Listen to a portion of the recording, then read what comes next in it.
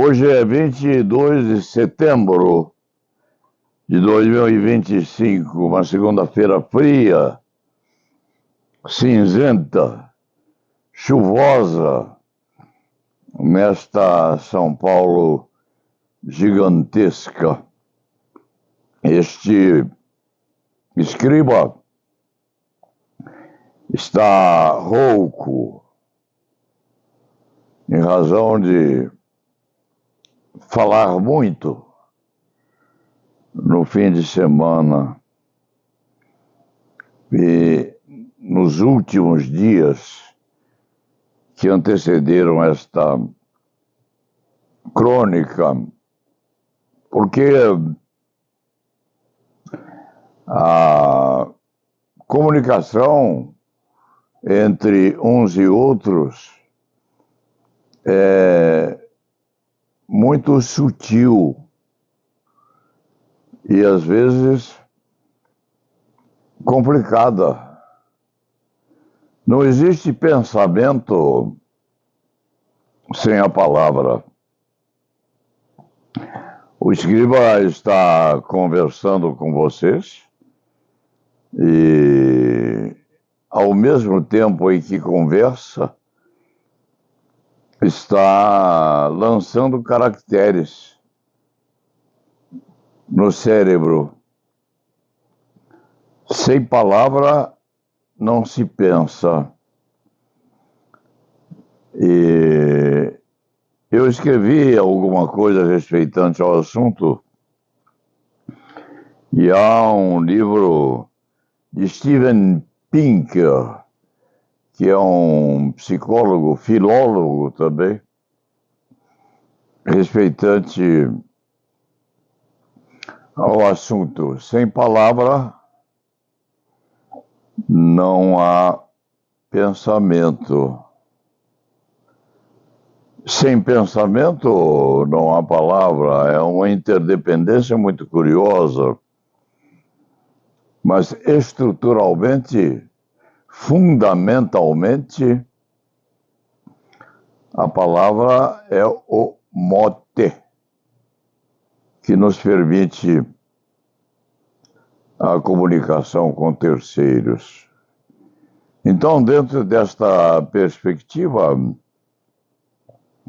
o Leite Fernandes ficou quase um mês sem manifestação nesta forma primitiva de comunicação com vocês, através do ou por meio do celular. É primitivo assim, no sentido de que é preciso que ele formule verbalmente o pensamento para que vocês o escutem. Dentro desta perspectiva, digamos que nós estamos no Brasil numa situação extremamente delicada,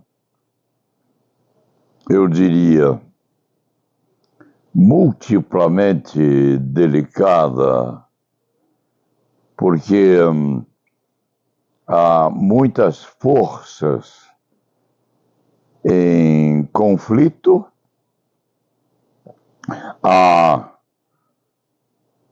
um mundo de gente trabalhando para que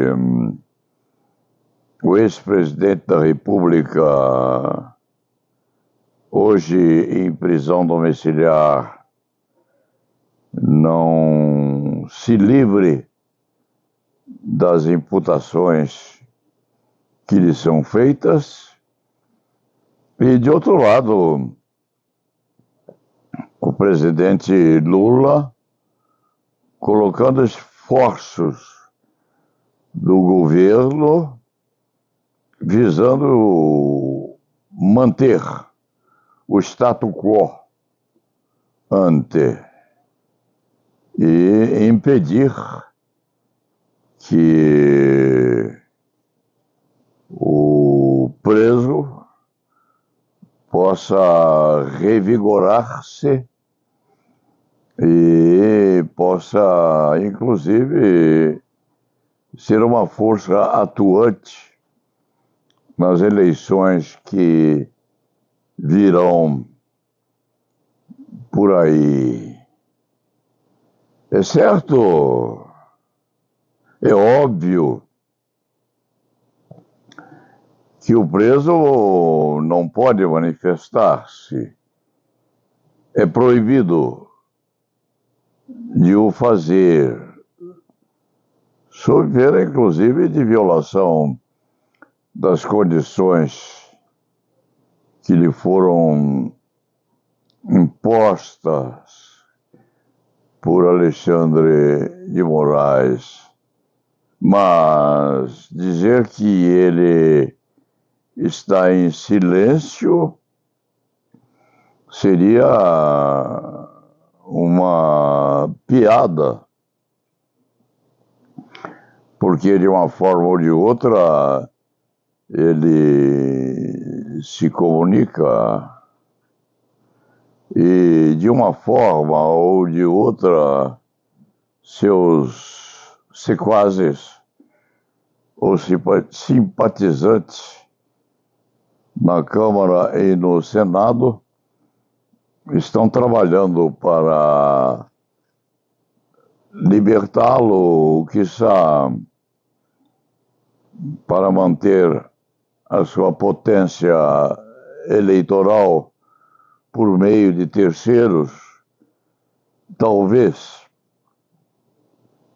E cada semana que passa surge uma novidade alvissareira para uns, desprimorosa para outros, mas ele está lá assim, não se lhe pode negar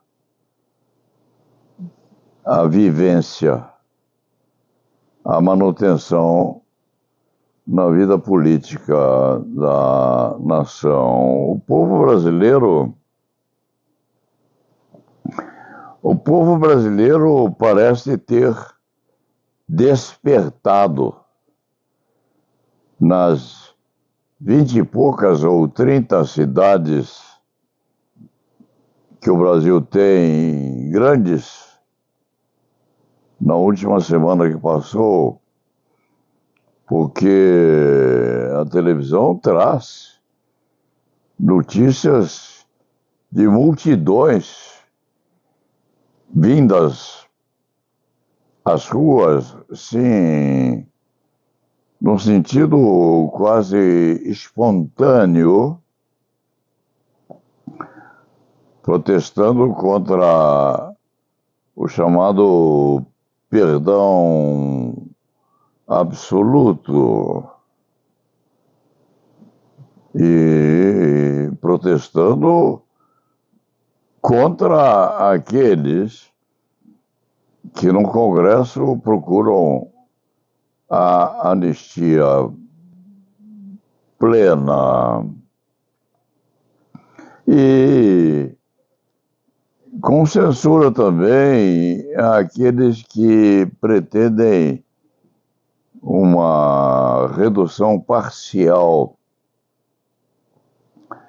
da condenação, afirmando que esta condenação não pode ser reduzida, ou seja, que o Congresso não pode mexer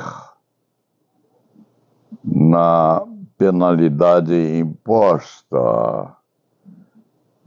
E é relembrar que nós temos no sistema penal brasileiro a graça, o perdão, o indulto plena ou parcial. Mas essa plenitude é outorgada, é dada em condições especialíssimas, não podendo o Congresso, não podendo a Câmara e não podendo o Senado enfrentar uma decisão do Supremo Tribunal Federal.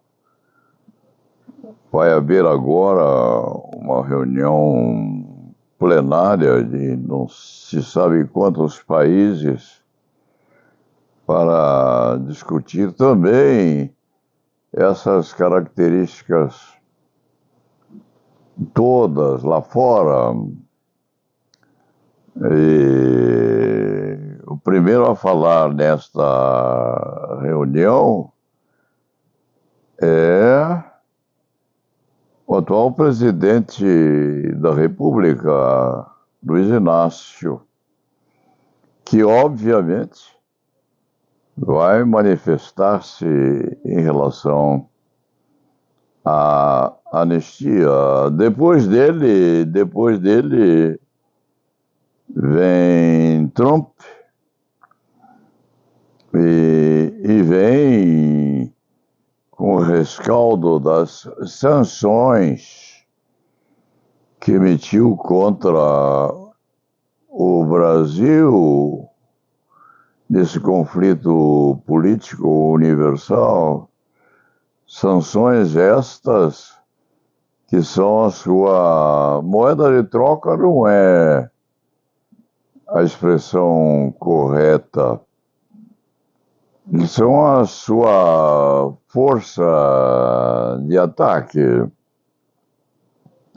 sendo necessário afirmar que o nosso relator no Supremo Tribunal Federal, Alexandre de Moraes, parece ligar muito pouco para isso, o mesmo sucedendo com outras autoridades brasileiras intervenientes no assunto.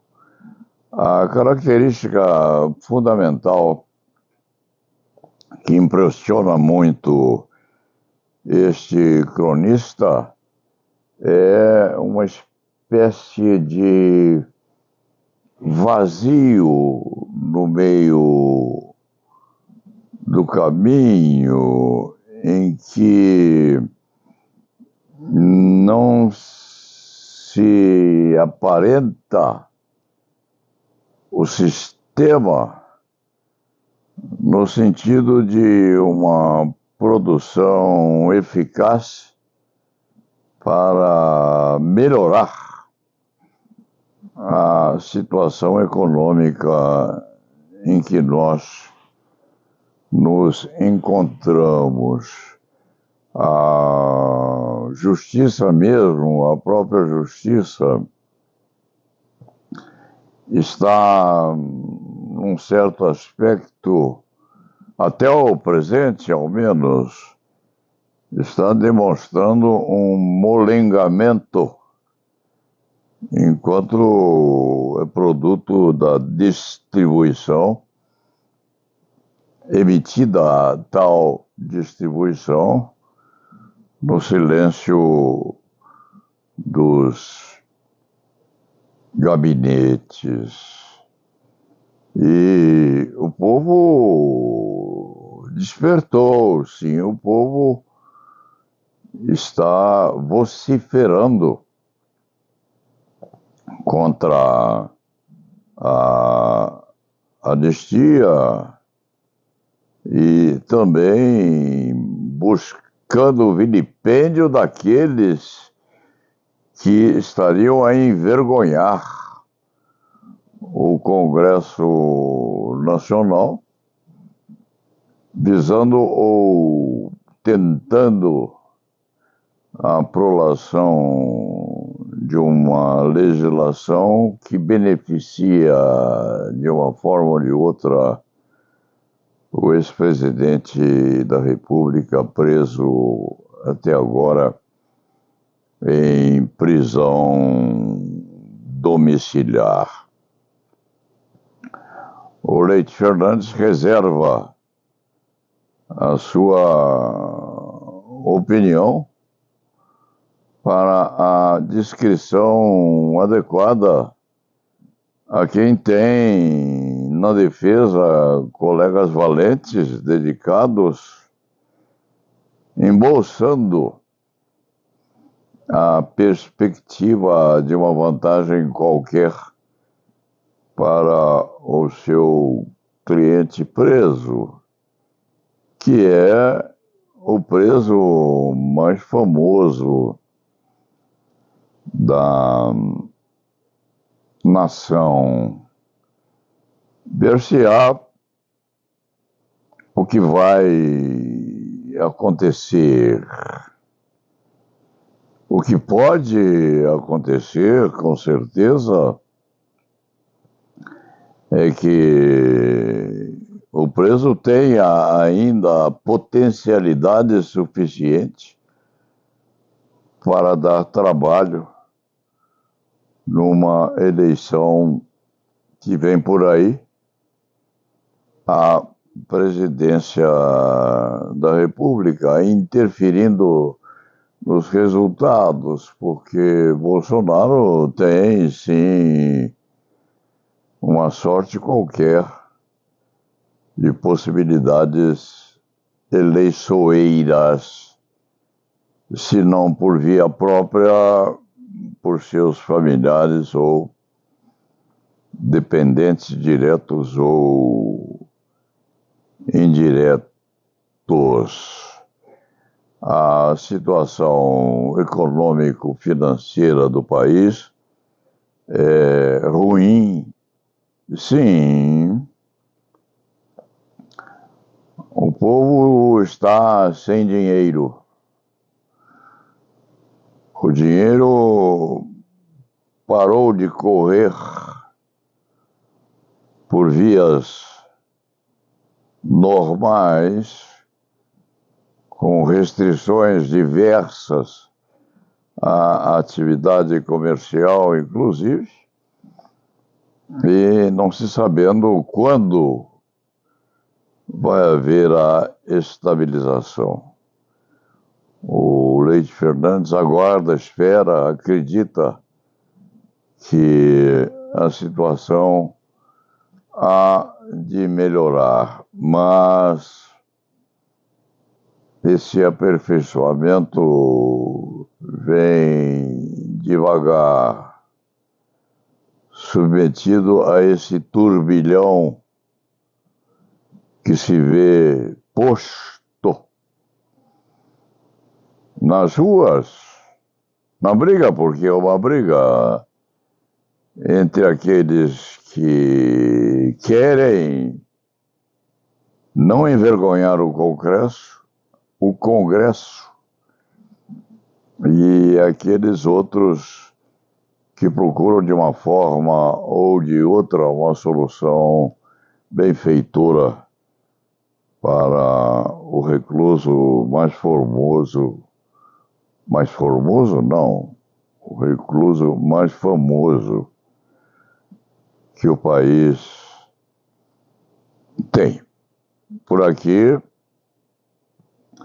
o Leite Fernandes vai fazendo o seu trabalho, que é discreto, sim, mas fundamentado na palavra, que é dele, por enquanto, nessa especialidade da comunicação eletrônica, e que produz o seu efeito, produz a sua consequência nessa relação de causalidade. E lá na Veva.